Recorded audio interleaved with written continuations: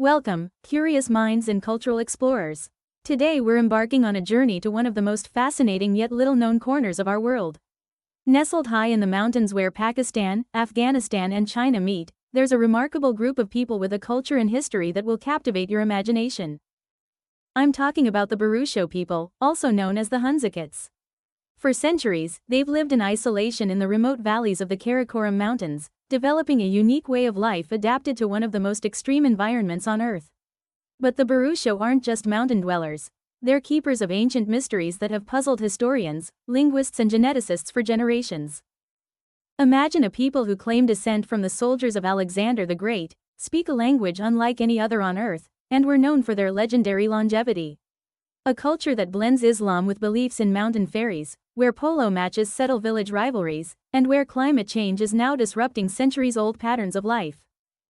Over the next hour, we'll unravel the enigmas of Burusho origins and genetics, explore their distinctive cultural practices, and examine how this isolated society is adapting to the modern world. We'll separate fact from fiction when it comes to claims of Burusho's superlongevity. And we'll see how this small ethnic group provides a fascinating case study in human adaptability, cultural preservation, and the impacts of globalization on traditional societies.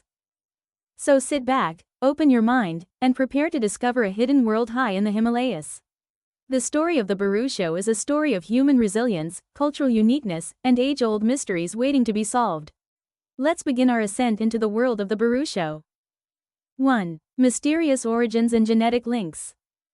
Our journey into the world of the Burusho begins with an origin story worthy of legend. For generations, the Burusho have passed down tales claiming they are descendants of the soldiers of Alexander the Great. As the story goes, when Alexander's army reached this remote mountain region in 326 BCE, a small group of his men were too exhausted or ill to continue. They settled in the valleys that would become Hunza and Nagar, married local women, and became the ancestors of today's Burusho. It's an enticing tale that captures the imagination. Picture it. Macedonian warriors, far from home, finding refuge in a hidden Himalayan paradise. Their Greek blood mixing with that of the local mountain people, creating a unique hybrid culture that would persist for millennia. Some even point to the relatively fair skin and light eyes found among some Burusho as evidence of this European heritage. But is there any truth to this captivating origin myth? This is where modern genetics enters the story, providing some surprising twists. Recent genetic studies have indeed confirmed that the Burusho have a complex ancestry drawing from multiple sources. But rather than showing strong links to Greece or the Mediterranean, the DNA tells a different tale. The Burusho appear to be most closely related to other populations of Central and South Asia. Their genetic profile shows similarities to groups in northern Pakistan, Afghanistan, and parts of Central Asia. One particularly interesting finding is that the Burusho show genetic affinities with the Kalash, another isolated group in northern Pakistan who have also claimed Greek ancestry. Both groups do have some genetic markers that are more common in West Eurasia. But rather than coming directly from Greek settlers, this component of their ancestry likely traces back to much earlier migrations out of the Middle East and Central Asia. The plot thickens when we look at Y chromosome studies, which trace the male lineage. The most common Y chromosome haplogroup among Burusho men is R1a, which is widespread across Central and South Asia. This haplogroup is thought to have originated in the Eurasian steppe and spread with Indo-European migrations starting around 5,000 years ago. So while not Greek per se, this does point to ancient connections to the wider Eurasian world.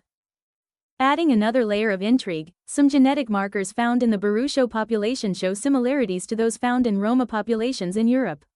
This has led to speculation about ancient links between these groups, though the exact nature of this connection remains unclear. So if not Greek soldiers, where did the Burusho come from? Several theories have been proposed. One idea is that they descend from an ancient indigenous population that inhabited the high mountain valleys before the arrival of Indo-Iranian speaking groups. In this view, the Burusho may preserve genetic lineages that were once more widespread but have since been largely replaced in surrounding areas. Another theory suggests they are related to the Tla, a confederation of Turkic tribes that inhabited parts of Central Asia in the first millennium CE. Some propose that a group of Tla migrated south into the mountain valleys, becoming the ancestors of the Burusho. Yet another hypothesis points to connections with ancient Iranian populations. The name, Hunza, itself may derive from Avestan, an ancient Iranian language. Some scholars have suggested links between Burushaski and the extinct Saka languages spoken by Iranian peoples who once inhabited parts of Central Asia. The reality is likely a complex mixture of these scenarios. The genetic evidence points to the Burusho having diverse origins, with contributions from multiple ancient populations. Their relative isolation in the high mountain valleys allowed them to preserve a unique genetic and cultural heritage. This brings us to perhaps the most intriguing aspect of Burusho origins, their language. Burushaski, the traditional language of the Burusho, is classified as a language isolate. This means it has no demonstrated relationship to any other known language, living or dead.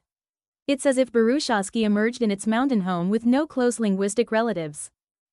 The uniqueness of Burushaski has led to endless speculation about its origins. Some have proposed connections to language families as diverse as Caucasian, Basque, and even Native American languages. While most of these theories don't hold up to scrutiny, they illustrate just how mysterious and alluring the language's origins are. What we do know is that Burushaski preserves very ancient linguistic features. Its complex grammar, with 4 gender classes and an elaborate system of verb agreements, hints at great antiquity. Some linguists believe it may be one of the last remnants of the languages spoken in the region before the arrival of Indo-European and Tibeto-Burman languages. The language also provides clues about the Burusho's interactions with neighboring cultures over the centuries. Burushaski has loanwords from Urdu, Persian, and various Dardic languages, testament to long-standing cultural contacts despite the region's isolation. So while we may never know the full story of Burusho origins, their genetic and linguistic uniqueness makes them a living link to the ancient past of Central Asia. They are not simply descendants of Greek soldiers, but the inheritors of a much older and more complex heritage. The valleys of Hunza and Nagar have served as a refuge, preserving threads of human diversity that have been lost elsewhere. In a world where cultural and linguistic diversity is rapidly diminishing, the Burusho stand as a reminder of the depth and complexity of human history. Their very existence challenges us to look beyond simple narratives and appreciate the intricate tapestry of human migration and cultural development. As we continue our exploration of Burusho culture, keep in mind this backdrop of mystery and ancient connections. For in many ways, the unique practices and beliefs of the Burusho are a living extension of their enigmatic origins.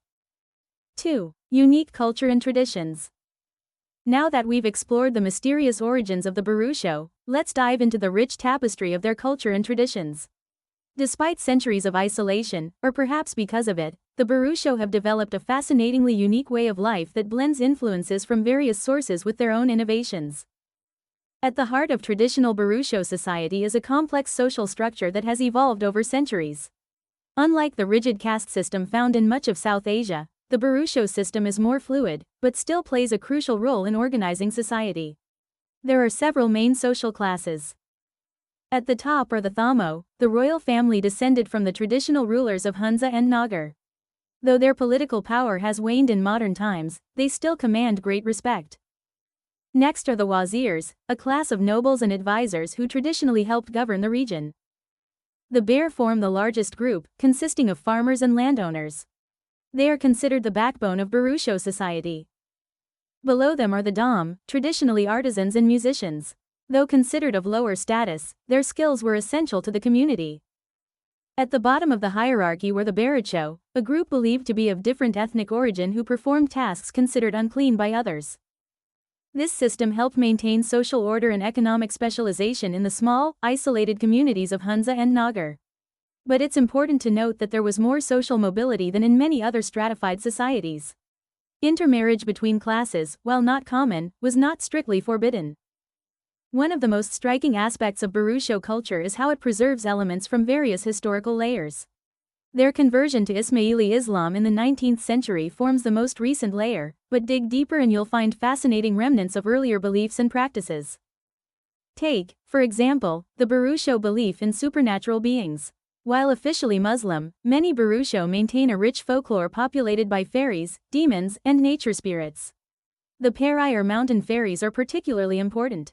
These ethereal beings are said to inhabit the high peaks and glaciers, sometimes helping humans but also capable of causing harm if offended.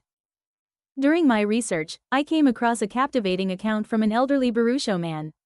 He described how, as a young shepherd, he encountered a Perai while tending his flock high in the mountains. The fairy, appearing as a beautiful woman with long flowing hair, offered him magical herbs that would make his flocks prosper. But there was a catch: he could never reveal the encounter to anyone. The man claimed his herds did indeed flourish, but the secret weighed on him for decades until he finally shared it in his old age. Whether you view such stories as literal truth or metaphorical expression, they reveal how the Burusho worldview is deeply intertwined with their mountain environment. The harsh beauty and unpredictability of the high Karakoram are reflected in their spiritual beliefs. This connection to the land is also evident in the numerous festivals and rituals that mark the Burusho agricultural calendar. One of the most important is Janani, a spring festival celebrating the start of the farming season. The entire community comes together for several days of feasting, music, and traditional games. A key ritual involves the Mir, traditional ruler, symbolically breaking ground with a golden plow, blessing the fields for a bountiful harvest. The Burusho are also famous for their love of polo, a sport with ancient roots in Central Asia. But Burusho polo is no genteel affair. It's a wild, almost violent game played on tiny mountain ponies, often to settle intervillage rivalries. Matches can last for days and are accompanied by feasting and music.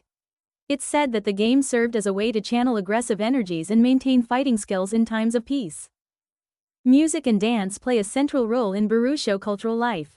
Their traditional instruments include the dadong, a type of drum, the sernay, a wind instrument similar to an oboe, and the gabi, a type of bagpipe. Burusho music often has a haunting, ethereal quality that seems to echo the mountain landscape. One particularly enchanting tradition is the ritual of the bidin, or shaman. These individuals, who can be male or female, are believed to have the power to communicate with spirits and predict the future. During important festivals or times of crisis, a bidin may enter a trance state induced by the rhythm of drums and the smoke of burning juniper. In this altered state, they convey messages from the spirit world, offer prophecies, or attempt to heal the sick. I once spoke with a Western anthropologist who had the rare opportunity to witness a bidin ceremony in a remote Burusho village. She described how the shaman, an elderly woman, began to sway and chant as the drums beat faster. Suddenly, the woman's voice changed, becoming deeper and more guttural. Speaking in archaic Burushaski, she delivered warnings about coming weather patterns and advice for resolving a long-standing land dispute. The anthropologist was struck by how seriously the entire village took these pronouncements, immediately beginning discussions on how to implement the spirit's advice. The Burusho are also known for their distinctive style of dress, though traditional clothing is becoming less common in daily life. Women traditionally wore long, loose dresses with intricate embroidery, often featuring symbols of fertility and protection. Men's clothing was simpler, consisting of woolen trousers, a long shirt, and a characteristic rolled brim cap. One charming custom that has largely faded but is still remembered by older Burusho is the tradition of singing gardens. Farmers would place hollow gourds in their orchards and gardens, each with a small hole cut into it. The wind blowing across these holes would create soft, whistling tones. It was believed that this music would please the spirits and encourage the crops to grow. Imagine walking through an orchard filled with these natural wind instruments, a symphony produced by nature and human ingenuity working in harmony. Food, of course, plays a central role in Burusho culture. Their cuisine is adapted to the harsh mountain environment, making use of locally available ingredients. Wheat, barley, and buckwheat form the basis of the diet, along with dairy products from goats and cattle. But it's fruit, particularly apricots, that the region is famous for. The Hunza apricot holds a special place in Burusho culture. These small, sweet fruits are not only a dietary staple but are used in traditional medicine and are central to many customs. Nothing of the apricot is wasted. The pits are pressed for oil, the bark is used for dye, and even the wood is prized for carving. Some have claimed that the exceptional longevity attributed to the Burusho, a claim we'll examine later, is due in part to their apricot-rich diet. An interesting tradition related to apricots is the marriage bowl. When a couple becomes engaged, they plant an apricot tree together. The first fruit from this tree is then shared in a special bowl, symbolizing the sweetness and fruitfulness of their future life together. As we conclude this section on Burusho culture and traditions, it's important to note that like all living cultures, Burusho society is not static. The influences of modernization, increased contact with the outside world, and environmental changes are all having profound effects on traditional ways of life. Many young Burusho are moving to cities for education and work, leading to concerns about cultural preservation. However, there are also efforts underway to document and maintain Burusho traditions. Cultural associations are working to record oral histories, preserve traditional music and dance, and promote the use of the Burushaski language. The challenge for the Burusho, as for many indigenous peoples around the world, is how to adapt to the modern world while maintaining their unique cultural identity. The story of Burusho culture is a testament to human creativity and adaptability. Isolated in their mountain valleys, they developed a rich and unique way of life that allowed them to thrive in one of the world's most challenging environments. As we move on to examine how the Burusho have physically adapted to their high-altitude home, keep in mind how closely their cultural practices are tied to the land they inhabit. 3. Adaptations to high-altitude environment. As we ascend further into the world of the Burusho, we now turn our attention to one of the most remarkable aspects of their existence, their physiological adaptations to life at high altitude. The valleys of Hunza and Nagar sit at elevations ranging from 2,000 to 2,500 meters above sea level, with surrounding peaks soaring to over 7,000 meters. Living at such heights poses unique challenges to the human body, and the Burusho have developed fascinating adaptations over centuries to thrive in this extreme environment. Let's start with the basics of high-altitude physiology. As you climb higher, the air pressure decreases, meaning there's less oxygen available with each breath. For lowlanders visiting high altitudes, this can lead to altitude sickness, characterized by headaches, nausea, and in severe cases, life-threatening conditions like pulmonary or cerebral edema. But the Burusho, like other high-altitude populations around the world, have evolved ways to cope with the thin air. One key adaptation is an increased lung capacity. Studies have shown that Burusho individuals tend to have larger chest cavities and lungs compared to lowland populations. This allows them to take in more air with each breath, compensating for the lower oxygen content. Their bodies also produce more red blood cells, which are responsible for carrying oxygen throughout the body. This adaptation helps ensure that their tissues receive adequate oxygen despite the challenging environment. But perhaps the most intriguing adaptation is at the cellular level. Research has revealed that the Burusho have higher levels of nitric oxide in their blood compared to lowlanders. Nitric oxide helps blood vessels dilate, improving blood flow and oxygen delivery to tissues. This adaptation is particularly crucial for maintaining healthy pregnancies at high altitudes, where the risk of complications is typically higher. It's worth noting that these adaptations are not unique to the Burusho. Similar traits have been observed in other high-altitude populations like Tibetans and Andean highlanders. However, genetic studies suggest that these groups have achieved their adaptations through different genetic pathways, a fascinating example of convergent evolution in human populations. The Burusho's adaptations go beyond just coping with thin air. Their environment is characterized by extreme temperature fluctuations, intense UV radiation, and a challenging terrain. Over generations, they've developed physical characteristics that help them navigate these conditions. Many Burusho have a stocky, muscular build that's well suited for traversing steep mountain paths. Their skin tends to be darker than that of lowland Pakistani populations, offering better protection against the intense high-altitude sun. But physiological adaptations are only part of the story. The Burusho have also developed a range of cultural practices and technologies that allow them to thrive in their harsh environment. Their traditional diet, for instance, is perfectly tailored to meet the nutritional demands of high-altitude living. Central to the Burusho diet are apricots, which we touched on earlier.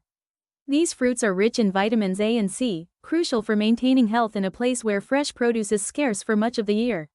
The Burusho have developed numerous ways to preserve apricots, allowing them to be a dietary staple year-round. They dry the fruits in the sun, creating a concentrated source of nutrients that can last through the harsh winters. Another dietary staple is buckwheat, a hardy crop that grows well at high altitudes. Buckwheat is rich in rutin, a compound that helps strengthen blood vessels, a particularly useful trait in an environment where the body is under constant stress from low oxygen levels. The Burusho are also known for their consumption of glacier water, which they claim has special health-promoting properties. While the scientific evidence for this is limited, the glacial melt does contain minerals picked up from the surrounding rocks, potentially contributing to the mineral content of their diet. One of the most impressive examples of Burusho adaptation to their environment is their agricultural practices. The steep, rocky terrain of Hunza and Nagar is not naturally suited for farming. But over centuries, the Burusho have transformed the landscape with an intricate system of terraces and irrigation channels. Imagine narrow terraces, sometimes only a few meters wide, carved into the mountainsides. These are supported by sturdy stone walls, some of which have stood for centuries. Water from glacial streams is diverted through a complex network of channels, ensuring each terrace receives the moisture it needs. This system allows the Burusho to cultivate a variety of crops including wheat, barley, vegetables, and of course, their beloved fruit trees. The creation and maintenance of these terraces is a community effort, requiring immense labor and coordination. It's a testament to the Burusho's ingenuity and their deep understanding of their environment. The terraces not only provide food but also help prevent soil erosion, a constant threat in the steep mountain terrain. The harsh climate has also influenced Burusho architecture. Traditional Burusho houses are built with thick stone walls to insulate against the cold. The flat roofs serve a dual purpose, as a place to dry fruits and grains in the summer, and as an extra insulating layer against winter cold when covered with a thick layer of snow. One particularly ingenious feature of Burusho homes is the use of south-facing windows with overhanging eaves. This design allows warming sunlight to enter the home during the winter when the sun is low in the sky, while providing shade in the summer when the sun is higher. It's a simple yet effective form of passive solar heating, developed long before such concepts became popular in modern green architecture. The Burusho's adaptations to their environment extend to their clothing as well. Traditional Burusho attire includes woolen cloaks and caps that provide warmth while allowing breathability. The distinctive rolled brim caps worn by Burusho men not only keep the head warm but also shield the eyes from intense mountain sunlight. All these adaptations, physiological, dietary, agricultural, and cultural, have allowed the Burusho to not just survive but thrive in their high mountain home. This brings us to one of the most intriguing claims about the Burusho, their reputed longevity. For decades, Hunza was touted in Western media as a Shangri-La, where people routinely lived to be over 100 years old. Books and articles claimed that it was common to find Burusho centenarians still actively working in the fields or participating in strenuous games of polo. These claims, combined with the obvious health and vitality of many Burusho elders, led to a minor health craze in the West, with many seeking to emulate the Hunza diet or lifestyle. However, more rigorous demographic studies have cast doubt on these extreme longevity claims.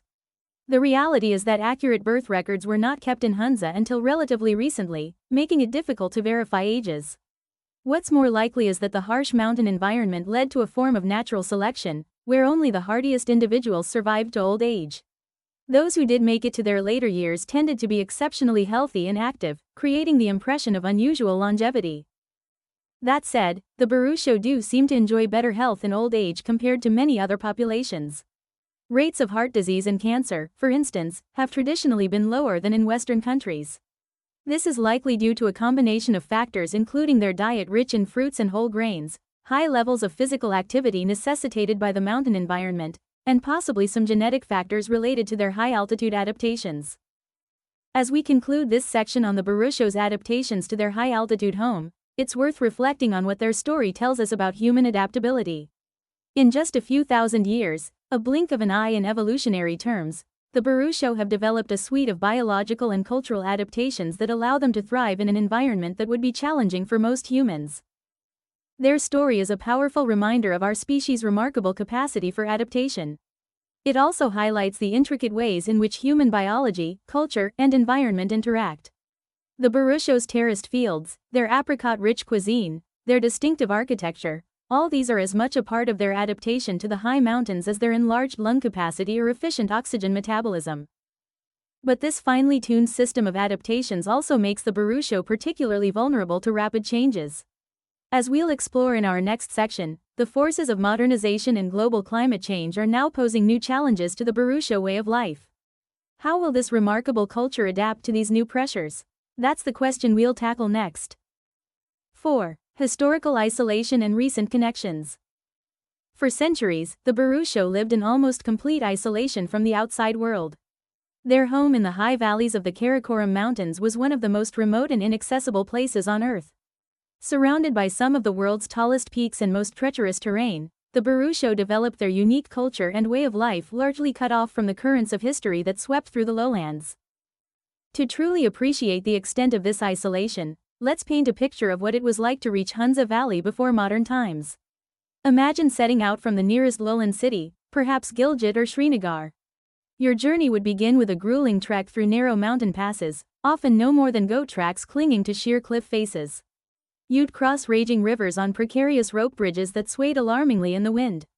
The air would grow thinner as you climbed, making each step a struggle. The journey could take weeks, and that's assuming favorable weather conditions. This extreme isolation had profound effects on Burusho society. For one, it allowed them to preserve their unique language and customs with minimal outside influence. It also necessitated a high degree of self-sufficiency. The Burusho had to produce virtually everything they needed themselves, from food to clothing to tools. This led to the development of a rich tradition of craftsmanship, with skills passed down through generations. The isolation also shaped the Burusho political structure. For much of their history, Hunza and Nagar were independent kingdoms, ruled by their own Mirs or Rajas. These rulers held absolute power over their small domains, collecting taxes, dispensing justice, and occasionally engaging in warfare with neighboring valleys. One fascinating aspect of this period was the Burusho involvement in the Great Game, the 19th century struggle between British India and Russia for control of Central Asia. Though far from the centers of power, the strategic location of Hunza and Nagar made them pawns in this larger geopolitical contest. The Mir of Hunza, in particular, played a delicate balancing act, sometimes aligning with the British, sometimes with the Russians, and always working to maintain his own independence. This period of isolation came to an end in the 20th century, with a series of events that gradually opened up the Burusho world to outside influences. One of the first major changes came with the construction of the Karakoram Highway in the 1960s and 70s. This engineering marvel, built with Chinese assistance, carved a motorable road through some of the most challenging terrain on Earth, connecting Pakistan to China's Xinjiang region. The impact of the Karakoram Highway on Burusho life cannot be overstated. Suddenly, a journey that once took weeks could be completed in hours. Goods from the outside world began to flow into the valleys, bringing with them new ideas and ways of life. Young Burusho could more easily travel to lowland cities for education or work. Tourists began to arrive, drawn by the region's legendary beauty and the mystique of the Shangri-La of Hunza. Another significant change came with the political integration of the region into Pakistan. In 1974, the semi-autonomous states of Hunza and Nagar were formally abolished and incorporated into Pakistan's northern areas, now Gilgit-Baltistan. While this brought benefits in terms of development and services, it also meant the end of the traditional system of Mir rule that had governed Burusho society for centuries. The arrival of modern communication technologies has further eroded the Burusho's historical isolation. Today, mobile phones are common even in remote villages, and internet access, while not universal, is growing rapidly. This connectivity has opened up new opportunities for education and economic development, but it has also exposed Burusho youth to global popular culture, sometimes at the expense of traditional practices. Tourism has become a major force in the region, bringing both opportunities and challenges. The stunning natural beauty of the Karakoram, combined with the allure of Burusho culture, draws thousands of visitors each year. This has created new economic opportunities for many Burusho, but it has also led to concerns about cultural commodification and environmental degradation. One poignant example of the changes brought by increased connectivity is the transformation of traditional Burusho music. While efforts are being made to preserve traditional forms, many young Burusho musicians are now creating fusion styles that blend their heritage with global pop and rock influences.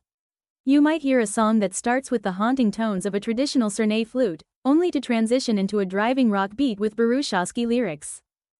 The opening up of the region has also led to increased awareness of the Burusho among scholars and the general public. Linguists have flocked to the region to study Burushaski, anthropologists have conducted extensive fieldwork on Burusho culture, and geneticists have included Burusho samples in their studies of human diversity. This attention has helped document and in some cases preserve aspects of Burusho culture, but it has also led to a degree of self-consciousness among the Burusho about their unique status. One particularly contentious issue that has arisen with increased outside contact is the status of women in Burusho society. Traditionally, Burusho women enjoyed more freedom and higher status than women in many other parts of Pakistan. They were not secluded, played an active role in agriculture and other economic activities, and in some cases even participated in polo matches. However, increased exposure to more conservative interpretations of Islam from the lowlands has led to debates within Burusho society about appropriate gender roles. The end of isolation has also brought significant health changes to the Burusho. On the positive side, access to modern medicine has dramatically reduced infant mortality and increased life expectancy. Diseases that once ravaged the population can now be prevented or treated.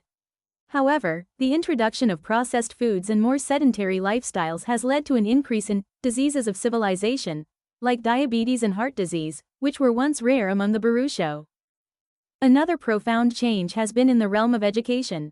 Traditionally, Burusho education was informal, focused on practical skills and oral transmission of cultural knowledge.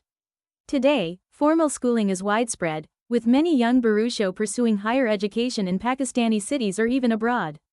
This has led to a generation gap, with many young, educated Burusho finding it difficult to fully participate in traditional agricultural life when they return to their home villages. The end of isolation has also exposed the Burusho to the wider currents of Pakistani politics and the global economy. Many Burusho have become active in movements for greater autonomy for Gilgit-Baltistan within Pakistan. Others have found economic opportunities in Pakistan's major cities or in Gulf countries, leading to a significant diaspora population. As we reflect on these changes, it's important to recognize that the story of the Burusho's encounter with the modern world is not a simple tale of traditional culture being overwhelmed by outside forces. The Burusho have shown remarkable resilience and adaptability in the face of change. Many aspects of their traditional culture remain strong, even as they engage with the wider world. For instance, the traditional system of water management for the terraced fields has been recognized as so effective that it's been incorporated into modern development projects. Burusho traditional medicine, once dismissed by outsiders, is now being studied for potential contributions to modern pharmacology. And efforts are underway to promote Burushaski as a written language, with books and websites now available in the once purely oral tongue.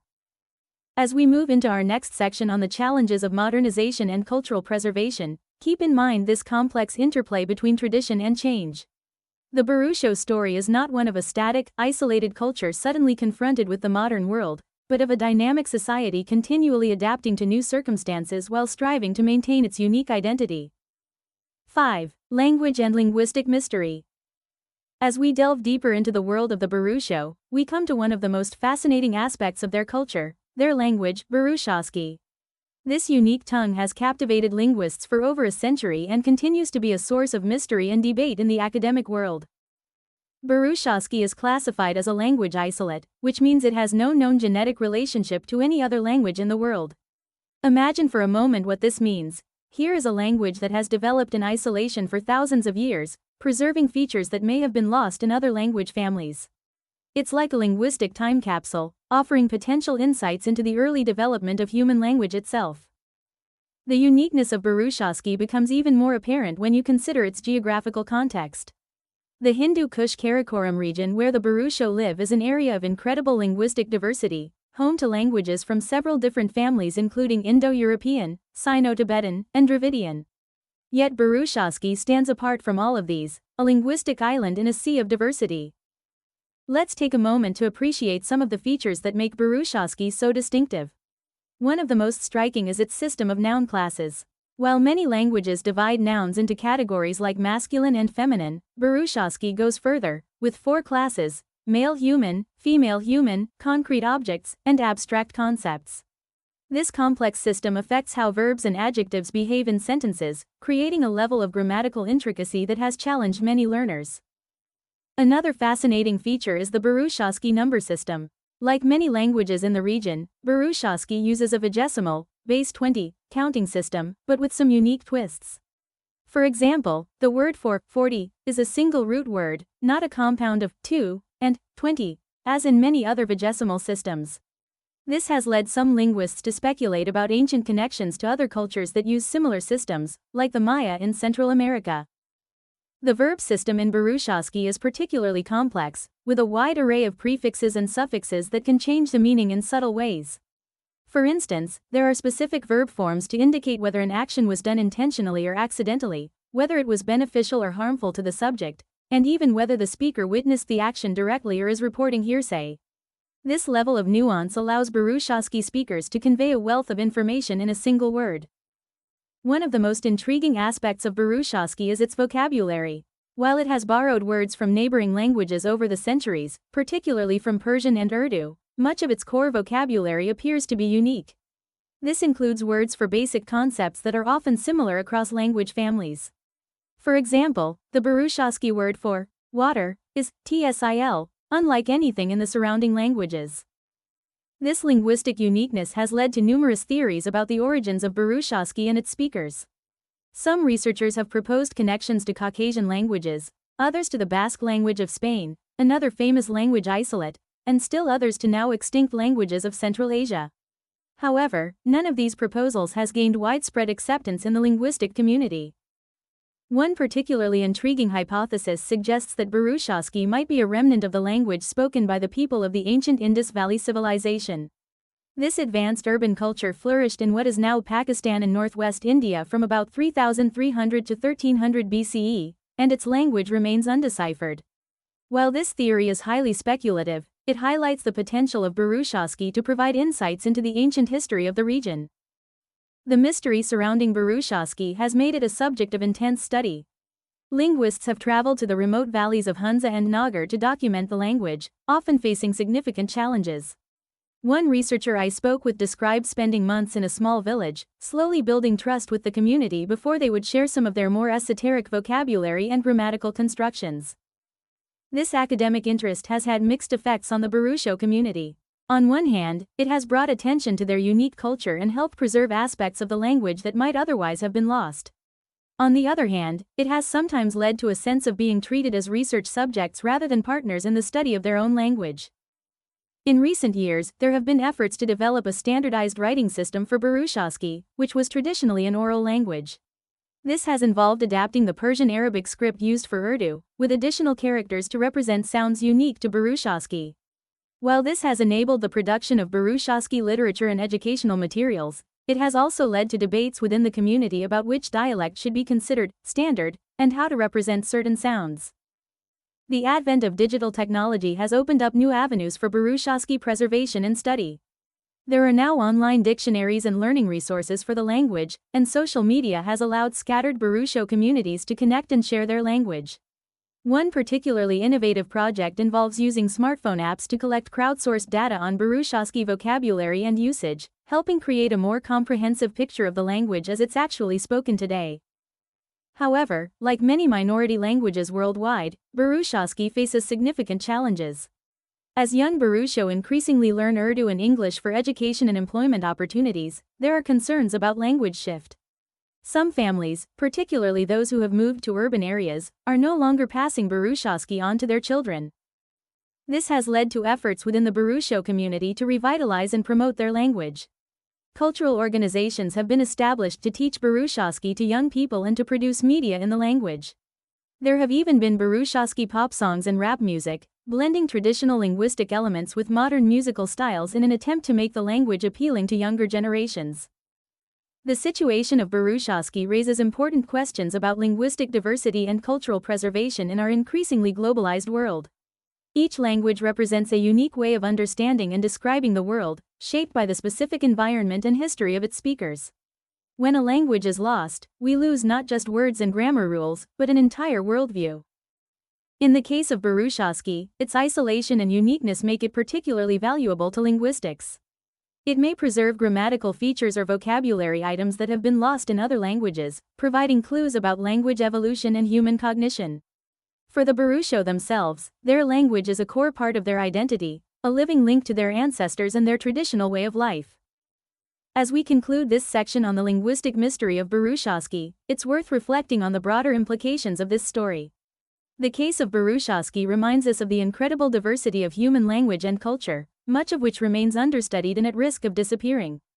It challenges us to think about how we can balance the needs of modernization and global communication with the preservation of unique cultural heritage. The future of Burushaski, like that of the Burusho culture as a whole, remains uncertain. Will it thrive in the digital age, finding new forms of expression and new speakers around the world? Or will it gradually fade, remembered only in academic papers and recordings? The answer will depend not just on linguists and researchers, but on the choices made by the Burusho people themselves as they navigate their place in the modern world. As we move on to our final topics, keep in mind the central role that language plays in shaping culture and identity. The story of Burushaski is in many ways the story of the Burusho themselves, unique, resilient, and facing an uncertain but potentially exciting future. 6. Ethnic identity and relationships with neighbors. The story of the Burusho is not just one of isolation, but also of complex relationships with neighboring ethnic groups. Despite their remote location, the Burusho have interacted with and been influenced by various other cultures throughout their history. Understanding these relationships is crucial to grasping the full picture of Burusho identity and their place in the diverse tapestry of the Hindu Kush Karakoram region. Let's start by painting a picture of the ethnic landscape surrounding the Burusho. To the north and east are the Waki, a Pamiri people who speak an Iranian language. To the south are the Shina, an Indo-Aryan speaking group. The valleys are also home to smaller populations of other groups, including the Dam, who traditionally worked as musicians and blacksmiths. The relationship between the Burusho and these neighboring groups has been characterized by both cooperation and conflict over the centuries. The harsh mountain environment necessitated a certain degree of mutual aid and trade, but competition for scarce resources also led to tensions and occasional warfare. One of the most interesting aspects of Burusho ethnic identity is how it has been maintained despite these close contacts. The Burusho have traditionally practiced a high degree of endogamy, meaning they prefer to marry within their own group. This practice has helped preserve their distinct genetic profile and cultural traditions. However, it would be a mistake to think of the Burusho as completely isolated or xenophobic. There has always been some intermarriage with neighboring groups, particularly among the ruling classes. The Mirs of Hunza and Nagar often forged alliances through marriage with other local rulers.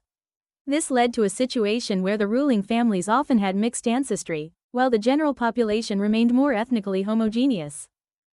The Burusho relationship with the Dam is particularly interesting and reflects historical social stratification in the region. The Dam, who are believed to have migrated to the area centuries ago, traditionally occupied a lower social status, performing tasks that were considered polluting or low status by the Burusho.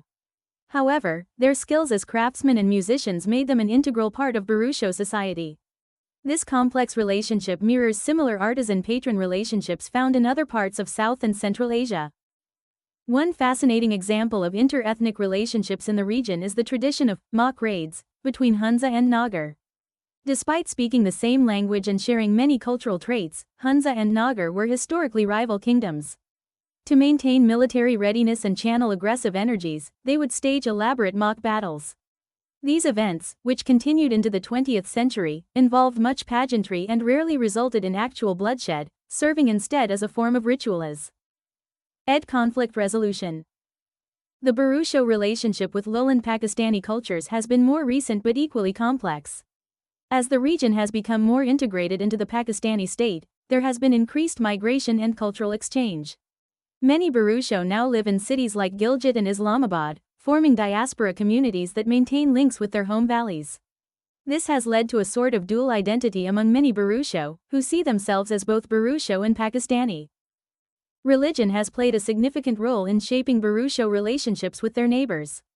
The majority of Burusho are Ismaili Muslims, followers of the Aga Khan, which sets them apart from the predominantly Sunni and Shia populations in much of Pakistan. This religious difference has sometimes led to tensions, but it has also provided the Burusho with connections to the wider Ismaili community around the world. The Burusho have also had to navigate their position as a minority group within the larger Pakistani state. This has involved a delicate balance of asserting their unique identity while also participating in national politics and development initiatives. Some Burusho have become prominent in Pakistani politics and civil society, using their positions to advocate for their community's interests. In recent years, there has been a growing awareness and pride in Burusho identity, partly in response to increased outside interest in their culture. This has manifested in various ways, from the establishment of cultural associations to the promotion of Burusho music and art. There have even been efforts to connect with other minority language communities around the world, with some Burusho activists participating in international forums on indigenous rights and language preservation. However, this assertion of Burusho identity has not been without challenges. There have been debates within the community about what it means to be Burusho in the modern world. Should the focus be on preserving traditional practices, or on adapting and evolving? How can Burusho identity be maintained in the face of increasing integration with mainstream Pakistani society? One particularly contentious issue has been the status of Burushaski. While many see the language as a key marker of Burusho identity, others argue that insistence on linguistic purity could isolate the community and limit opportunities for young people. This debate reflects broader questions about the balance between tradition and modernity that many indigenous communities around the world are grappling with. The Burusho experience also raises interesting questions about the nature of ethnicity itself. In a region where linguistic and cultural boundaries often blur, what exactly defines Burusho identity? Is it language, ancestry, cultural practices, or some combination of these? And how might this identity evolve in the future as the Burusho become increasingly connected to the wider world? As we conclude this section, it's worth reflecting on how the Burusho case study illuminates broader issues of ethnic identity and intergroup relations. In a world where globalization is bringing diverse cultures into ever closer contact, the Burusho experience offers valuable insights into how minority groups can maintain their unique heritage while also engaging with and contributing to the wider society around them. The story of Burusho ethnic identity is still being written. As they face the challenges and opportunities of the 21st century, the Burusho will continue to negotiate their relationships with neighboring groups and with the Pakistani state. Their journey offers a fascinating window into the complex dynamics of ethnicity, identity, and cultural change in our rapidly evolving world. 7. Religious beliefs and practices. The religious life of the Burusho offers a fascinating window into the interplay of ancient traditions and more recent spiritual influences. While the majority of Burusho today identify as Muslims, their religious practices and beliefs reveal a complex tapestry woven from various historical and cultural threads. Let's start with the dominant religion among the Burusho, Ismaili Islam. The Ismaili faith is a branch of Shia Islam that has been present in the region since the 19th century. The conversion of the Burusho to Ismailism is an interesting story in itself. According to local tradition, it was the Mir, ruler, of Hunza who first embraced the faith after encountering Ismaili missionaries. He then encouraged his subjects to convert, leading to a relatively rapid and peaceful adoption of the new religion. Ismailism appealed to the Burusho for several reasons. Its emphasis on spiritual interpretation of religious texts resonated with existing Burusho mystical traditions. The Ismaili practice of venerating their spiritual leader, the Aga Khan, as a living imam also fit well with the Burusho tradition of revering their mirs. Perhaps most importantly, Ismailism's relatively liberal interpretation of Islamic law allowed the Burusho to maintain many of their pre-existing cultural practices. One of the most striking features of Burusho religious life is how Ismaili beliefs have blended with pre-Islamic traditions. For instance, belief in supernatural beings like fairies, peri, and demons, bilis, remains strong, despite not being part of orthodox Islamic teaching. These beings are often associated with natural features like mountains, glaciers, and forests, reflecting the Burusho's deep connection to their environment. A prime example of this syncretic approach is the Burusho practice of Janani, a spring festival that marks the beginning of the agricultural season. While now framed within an Islamic context, many elements of Janani clearly predate the arrival of Islam in the region. The festival involves rituals to ensure a good harvest, including the symbolic plowing of the first furrow by the mir or a respected elder. This is followed by communal feasts, music, and dance, practices that blend agricultural traditions with religious celebration. The role of shamans or spiritual intermediaries, known as bidin, is another fascinating aspect of Burusho religious life. These individuals, who can be male or female, are believed to have the ability to communicate with the spirit world. During important ceremonies or times of crisis, a bidin may enter a trance state to convey messages from spirits or predict future events. While not officially sanctioned by Ismaili doctrine, the bidin continue to play an important role in many Burusho communities, especially in more remote areas. It's worth noting that not all Burusho are Ismaili Muslims. A significant minority, particularly in Nagar, are Twelver Shias, while there are also small communities of Sunni Muslims. This religious diversity within the Burusho community has generally been characterized by tolerance, though there have been periods of tension, particularly during times of broader sectarian conflict in Pakistan. The influence of Sufism, the mystical dimension of Islam, is also evident in Burusho religious life. Many Burusho participate in gatherings where religious poetry is recited and spiritual music is performed. These events, known as mehfil, often involve entering altered states of consciousness through rhythmic chanting and movement. The poetry recited often blends Islamic themes with local imagery, creating a unique form of spiritual expression. One particularly interesting aspect of Burusho religious practice is their reverence for sacred places in the landscape. Certain mountains, springs, and ancient trees are considered to have spiritual power and are the focus of pilgrimage and ritual. For example, the Ulter Peak, which towers over Hunza Valley, is considered sacred and is the subject of many local legends. People often leave offerings at the base of such mountains before embarking on dangerous journeys or important endeavors. The Burusho approach to death and the afterlife also reflects a blend of Islamic and pre-Islamic beliefs. While funeral rites generally follow Islamic customs, there are additional practices that seem to stem from older traditions. For instance, it's common to leave food offerings at graves, a practice not typically associated with Orthodox Islam. Some Burusho also believe in the concept of reincarnation, an idea more commonly associated with Eastern religions like Hinduism and Buddhism. Education has played a significant role in shaping Burusho religious life in recent decades. The Aga Khan Development Network has established numerous schools in the region, promoting a progressive interpretation of Islam that emphasizes education, gender equality, and community development. This has led to high literacy rates among the Burusho and has influenced religious attitudes, particularly among younger generations. However, this modernization has not been without challenges. There have been concerns about the erosion of traditional spiritual practices and knowledge. Some elders worry that younger Burusho are losing touch with the deeper spiritual aspects of their culture as they embrace more mainstream interpretations of Islam or become increasingly secular. At the same time, there's been a resurgence of interest in traditional Burusho spirituality among some younger people. This has led to efforts to document and revitalize practices like traditional healing ceremonies and the recitation of ancient spiritual poetry. Some young Burusho artists and musicians are finding ways to incorporate these elements into contemporary forms of expression, creating a new synthesis of tradition and modernity. The Burusho religious experience raises intriguing questions about the nature of religious identity and the ways in which spiritual traditions evolve over time. How do ancient beliefs and practices persist and transform in the face of newer religious systems? How do people navigate multiple spiritual identities in an increasingly interconnected world? As we conclude this exploration of Burusho religious life, it's clear that their spiritual practices offer a vivid example of cultural resilience and adaptability. By maintaining elements of their ancient spiritual heritage while embracing newer religious ideas, the Burusho have created a unique and vibrant spiritual tradition. This syncretic approach not only reflects their history but may also offer insights into how other cultures can navigate the complex interaction of tradition and change in our rapidly evolving world.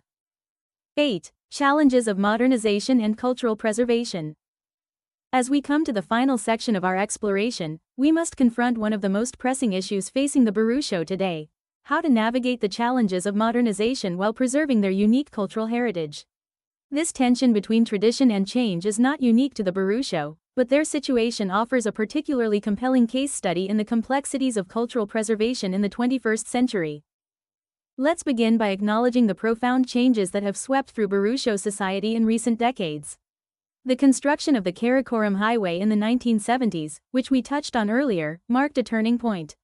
Suddenly, a region that had been one of the most isolated in the world was connected to the global economy. Goods, ideas, and people began to flow in and out of the Hunza and Nagar valleys at an unprecedented rate. The impact of this increased connectivity has been far-reaching. Traditional subsistence agriculture, while still important, is no longer the sole economic foundation of Burusho society. Tourism has become a major industry, with thousands of visitors each year drawn by the region's natural beauty and the allure of Burusho culture. Many young Burusho have left their home valleys to pursue education and employment opportunities in Pakistan's cities or even abroad. These changes have brought undeniable benefits. Access to modern healthcare has dramatically reduced infant mortality and increased life expectancy. Education levels have risen significantly, with many Burusho now pursuing higher education and entering professions like medicine, engineering, and academia. The standard of living has improved for many, with access to electricity, running water, and modern consumer goods now commonplace in many Burusho homes. However, these benefits have come with costs. The influx of mass-produced goods has led to a decline in traditional crafts. The shift away from subsistence agriculture has eroded knowledge of traditional farming techniques and local plant varieties. The Burushaski language, while still widely spoken, is facing pressure from Urdu and English, particularly among younger generations. One of the most visible symbols of this tension between tradition and modernity is the changing landscape of Burusho villages. Traditional mud brick houses with flat roofs, perfectly adapted to the local climate, are increasingly being replaced by concrete structures that mimic urban Pakistani architecture. While these new buildings offer more space and modern amenities, they're often less suited to the harsh mountain environment and represent a break with centuries of architectural tradition. The impact of climate change adds another layer of complexity to the challenges facing the Burusho. The glaciers that have long been the lifeblood of Burusho agriculture are retreating at an alarming rate. This not only threatens water supplies but also increases the risk of catastrophic flooding from glacial lakes. The changing climate is altering growing seasons and affecting the delicate balance of the mountain ecosystem upon which traditional Burusho lifeways depend. Tourism, while economically beneficial, has brought its own set of challenges. The influx of visitors has put pressure on local infrastructure and natural resources. There are concerns about the commodification of Burusho culture, with some aspects of traditional life being performed for tourists rather than as genuine expressions of living culture. The presence of tourists has also led to changes in local customs and social norms, particularly around issues like dress and public behavior. Yet amidst these challenges, there are also inspiring examples of cultural resilience and adaptation. Many Burusho are actively working to preserve and promote their heritage. Cultural associations have been formed to document traditional knowledge, promote the Burushaski language, and advocate for Burusho interests. There have been efforts to revitalize traditional crafts, not just as tourist souvenirs but as living art forms. One particularly innovative initiative I learned about involves using modern technology to preserve traditional agricultural knowledge. A group of young Burusho entrepreneurs has developed a smartphone app that allows farmers to record and share information about local crop varieties, planting techniques, and weather patterns. This blending of traditional wisdom with modern technology offers a potential model for cultural preservation in the digital age. Education is another arena where the tension between tradition and modernity is playing out. While formal schooling has brought many benefits, there are concerns that it's displacing traditional forms of knowledge transmission. Some Burusho educators are working to develop curricula that incorporate local knowledge and cultural practices alongside standard academic subjects. This approach aims to equip young Burusho with the skills they need to succeed in the modern world while maintaining a strong connection to their heritage. The role of women in Burusho society is also evolving in response to modernization. Traditionally, Burusho women enjoyed relatively high status compared to women in many other parts of Pakistan. They were not secluded and played important roles in agriculture and household decision-making. However, increased exposure to more conservative interpretations of Islam from the lowlands has led to debates within Burusho society about appropriate gender roles. At the same time, increased access to education has opened up new opportunities for Burusho women, with many now pursuing careers outside the home. Another fascinating aspect of cultural change among the Burusho is the emergence of a diaspora community. As more Burusho move to Pakistan's cities or even abroad for work or education, they're forming new kinds of communities that strive to maintain their cultural identity far from their mountain homes.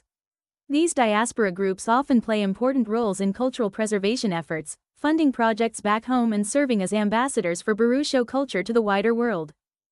The Burusho experience with modernization also raises important questions about the nature of cultural authenticity. Is a tradition still authentic if it's been adapted to modern circumstances? Who gets to decide what aspects of culture should be preserved and how? These are not just academic questions but have real implications for how resources are allocated and how the Burusho present themselves to the outside world. As we conclude our exploration of Burusho culture, it's clear that they stand at a crossroads. The challenges they face are formidable: climate change, economic pressures, the lure of modern urban life for young people, and the homogenizing forces of globalization. Yet the Burusho have already demonstrated remarkable resilience and adaptability over centuries of living in one of the world's most challenging environments. The story of the Burusho is far from over. As they navigate the complexities of the 21st century, they continue to redefine what it means to be Burusho in a changing world. Their experience offers valuable lessons for other indigenous and minority cultures facing similar challenges. It reminds us that culture is not static but a living, evolving thing. The goal of cultural preservation should not be to freeze a way of life in time, but to ensure that the core values and knowledge of a culture can continue to thrive and adapt to new circumstances. As we look to the future, the fate of Burusho culture will depend not just on the efforts of the Burusho themselves, but on broader societal choices about diversity, development, and the value we place on unique cultural heritage. The story of the Burusho challenges us all to think deeply about how we can create a world that embraces modernity while still cherishing the rich tapestry of human cultural diversity. As we conclude our journey through the fascinating world of the Burusho, let's reflect on some key insights and their broader implications for our understanding of human culture and society. First, the Burusho story highlights the incredible diversity of human cultural adaptation. In their high mountain valleys, the Burusho develop unique solutions to the challenges of their environment, from their terraced agricultural systems to their complex language. This reminds us of the importance of preserving cultural diversity as a reservoir of human knowledge and innovation. Secondly, the Burusho experience with modernization offers valuable lessons about cultural resilience and change. Their ability to adapt to new circumstances while maintaining core aspects of their identity demonstrates that culture is not a static thing, but a dynamic, evolving process. This challenges us to rethink our notions of cultural authenticity and preservation. The linguistic uniqueness of Burushaski underscores the importance of language in shaping worldviews and preserving knowledge.